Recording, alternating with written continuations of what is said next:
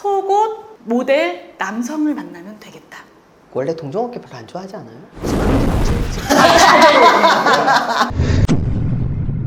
예전에 기억나세요? 누구? 멀티 프로필 쓰라고 했었던 속옷 모델 그녀.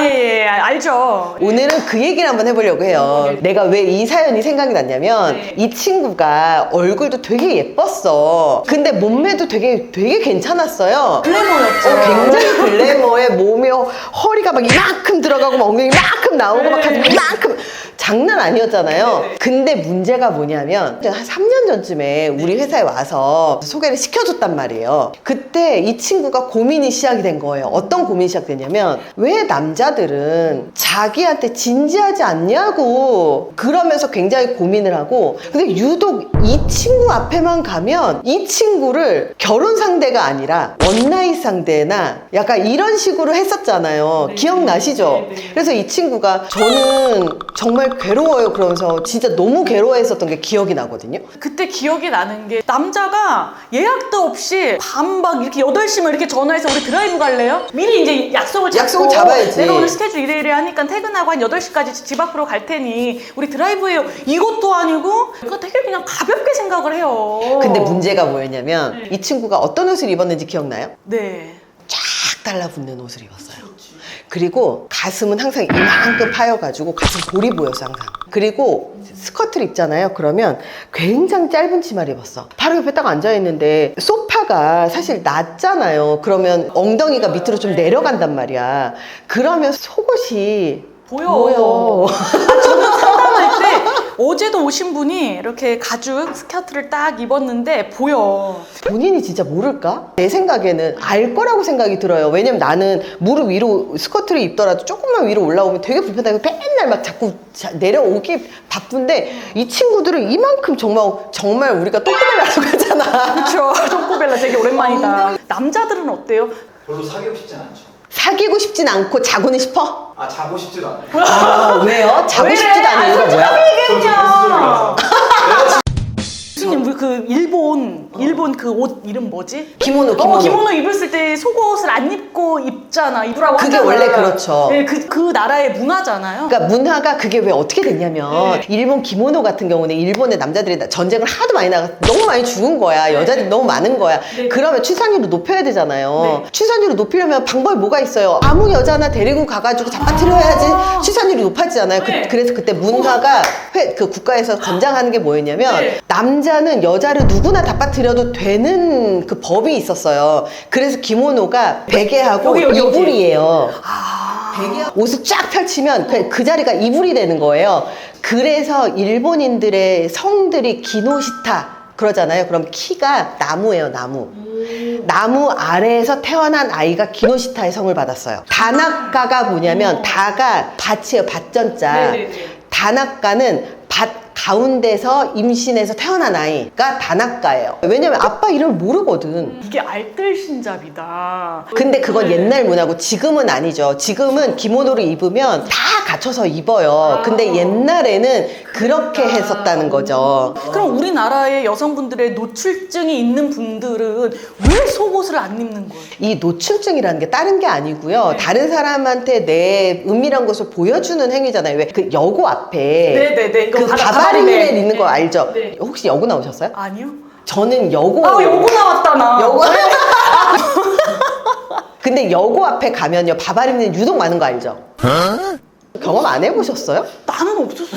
보신 적 있어요? 전 있어? 많이 봤어요. 고등학교 때. 그래요? 여고 앞에 골목이 있을 때 바바리맨이 나타나요. 그 골목 안에. 이렇게 딱 있는데 어떤 남자가 강아지를 들고 오는 거야. 뭘 강아지를 들고 와? 그러고 봤더니 강아지가 아니라 뭐가 달랑달랑 거려서 봤더니 그게 강아지인 줄 알았어? 강아지를 이렇게 들고 오냐고. 근데 여자 노출증은 왜 생기냐면 어렸을 때 성에 대한 억압이라든지 성에 대한 잘못된 왜곡된 부모로부터 받은 것들이 이게 되게 심해져. 예를 들어서 3살, 2살 뭐 이럴 때 되면 자기 꼬추보에서 팍 만지고 놀거든요. 너무 웃겨요 지금. 너무 귀엽다. 막 잡고 놀면 그거를 다른 데로 주의를 집중시키게 하든가 막 장난감을 주든가 이렇게 하면 되는데 됐지 안 돼. 만지지 마.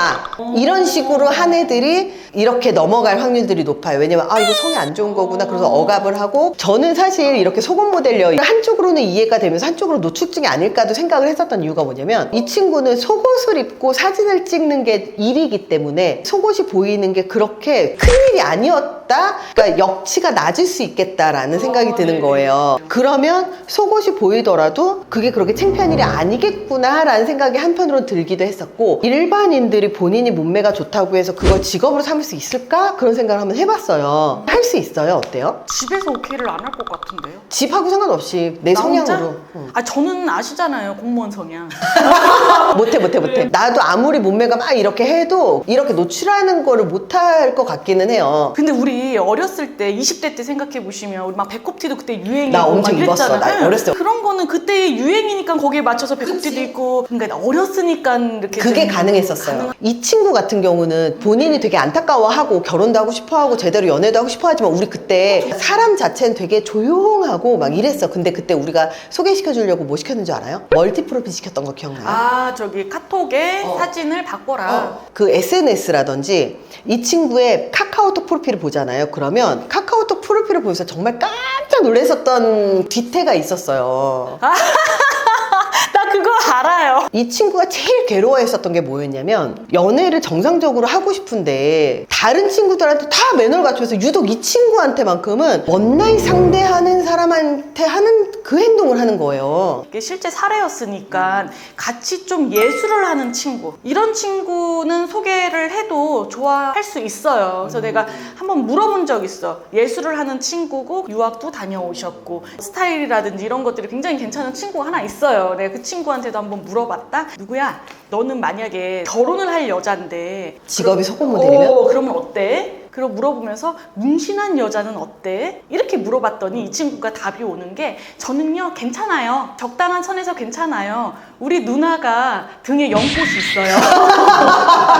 이 친구가 살아온 문화는 그런 문화인 거야. 이 여성분 같은 경우에는 같은 어떤 예술을 좀 하거나 서로가 이해를 하는 사람들 있잖아. 그런 사람이면 좋을 것 같고 근데 문신이 그냥 되게 예쁘다 요렇게 패션의 느낌으로만 보는 게 아니라 사실은 정서적으로 불안하고 그리고 뭔가 불안정할 때 문신을 하는 사람도 있거든요. 그래서 이 문신이라고 하는 게 그냥 예쁘게 패션으로 하는 사람들도 있고 온몸에다 문신을 하는 사람들이 있는데 뭔가 마음이 불안정할 때마다 가서 문신을 하는 것 같은 그런 사람들도 있어요. 문신녀들 보면 문신하니까 되게 좀 날라리 같아 아니면 되게 발랑 까진 것 같아 그런 눈으로 보일 수도 있는데 불안할 때 문신을 하는 이유가 뭐예요? 내가 마음에 공허하거나 불안하거나 채우고 싶고 아니면 내가 존재 가치를 잃었다 이런 느낌이 들 때 그러면 뭔가를 하고 싶어 하는 사람들 이게 여러 가지가 있어요. 사람이 불안정하면 쇼핑으로 가는 사람이 있고 문신을 하니까 내가 좀 더 괜찮아져 보여. 성형을 하듯이? 성형을 하듯이 자존감을 채우는 그런 활동들을 하는 거예요. 근데 그게 이러든 저러든 간에 한국 사회에서 그 문신을 하는 사람들을 보면서 저 사람은 조금 생활이 불량할 것 같아 라든지 그러니까 이런 거하고 똑같이 옷을 되게 야하게 입으시는 분들도 한쪽 면에서는 되게 예쁘다 멋있다 이렇게 느껴지는 게 아니라 뭔가 자기의 아름다움을 자기의 신체로 다른 사람한테 어필을 하려고 하는구나. 결국 이성에게 관심을 많이 받고 싶어 하는 거를 방증하는 거라고 우리 느끼는 거죠. 되게 섹시하게 입고 다녀 보기엔 되게 멋있어 보일지 몰라도 결국 그거를 보고 그 남자들 관심을 보이면 결국 대시를 하고 대시를 하면 그걸로 자기의 자존감을 채울 수 있는 남자들이 나한테 관심을 보여서 되게 자존감이 채워지지만 중요한 건 존중받으면서 나한테 관심을 보이는 것하고 이 사람이 좀 가벼워 보이고 하룻밤 금방 잘 수 있을 것 같아서 관심을 보이는 것도 질적으로 굉장히 다른 영역이거든요. 자기가 자기를 평가를 하고 자기가 존중을 받으려고 하면 어떤 행동을 했을 때 내가 남자들한테서 존중을 받으면서 연애를 할 수 있는지에 대해서 알아야 되는데 우리나라뿐만 아니라 어디에서도 상대방한테 내가 어떤 대접을 받고 싶은지에 따라서 옷을 입고